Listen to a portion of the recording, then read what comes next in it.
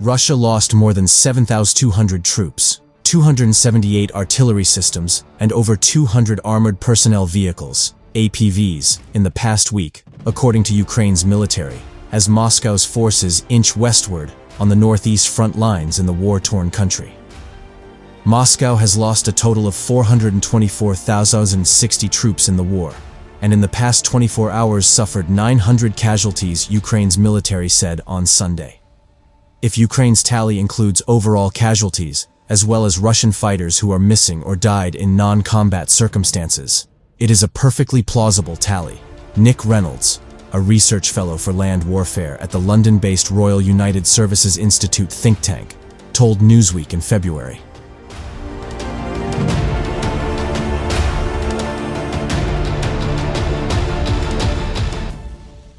Earlier in March, the British government said Russia's monthly casualty count throughout February reached the highest point since Moscow's forces crossed into Ukraine for its full-scale invasion in February 2022.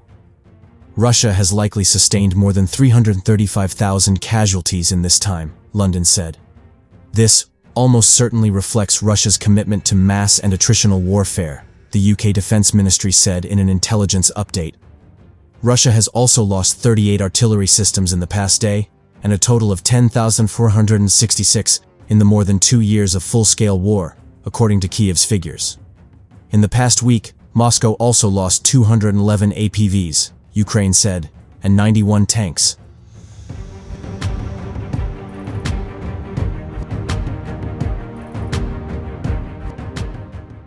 Russia does not regularly provide a running count of purported Ukrainian losses, but said on Sunday that Kyiv had lost 895 troops and 2 tanks in the past day. Ukraine has lost a total of 15,420 tanks and other armored combat vehicles since February 2022.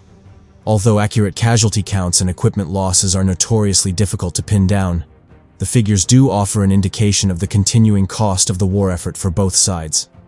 Maintaining the number of artillery systems and the ammunition for them, as well as fleets of armored vehicles and heavy tanks, are one of the many priorities for both militaries.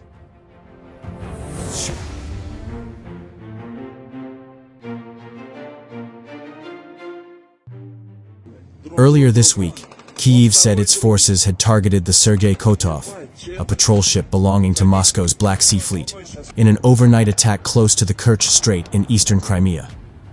As of Sunday, this brings Russia's total naval vessel losses in the war to 26, according to Ukraine.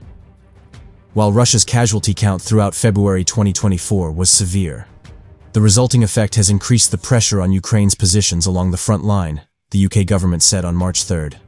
On Saturday, the US think tank, the Institute for the Study of War, said Moscow's forces had advanced west of the Russian-controlled city of Kreminna, along the eastern front lines.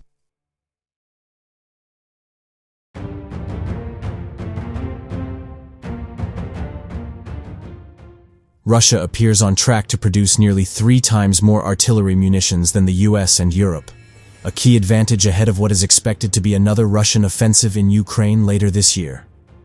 Russia is producing about 250,000 artillery munitions per month, or about 3 million a year, according to NATO intelligence estimates of Russian defense production shared with CNN, as well as sources familiar with Western efforts to arm Ukraine. Collectively, the US and Europe have the capacity to generate only about 1.2 million munitions annually to send to Kyiv, a senior European intelligence official told CNN.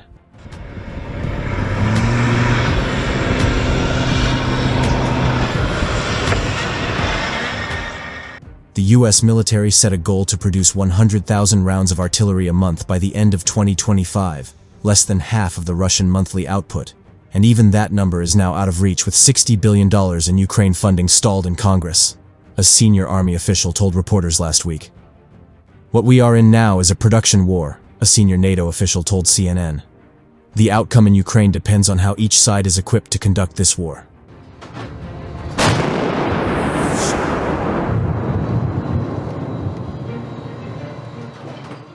Officials say Russia is currently firing around 10,000 shells a day, compared to just 2,000 a day from the Ukrainian side.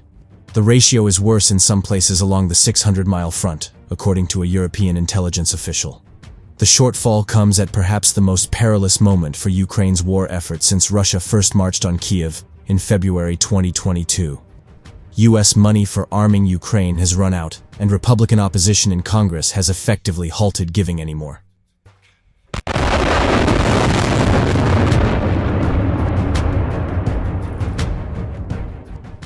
Meanwhile, Russia recently took the Ukrainian city of Avdiivka and is widely seen as having the initiative on the battlefield. Ukraine is struggling not just with ammunition but also growing manpower shortages on the front lines. The US and its allies have given Ukraine a number of highly sophisticated systems, including the M1 Abrams tank and, soon, F-16 fighter jets.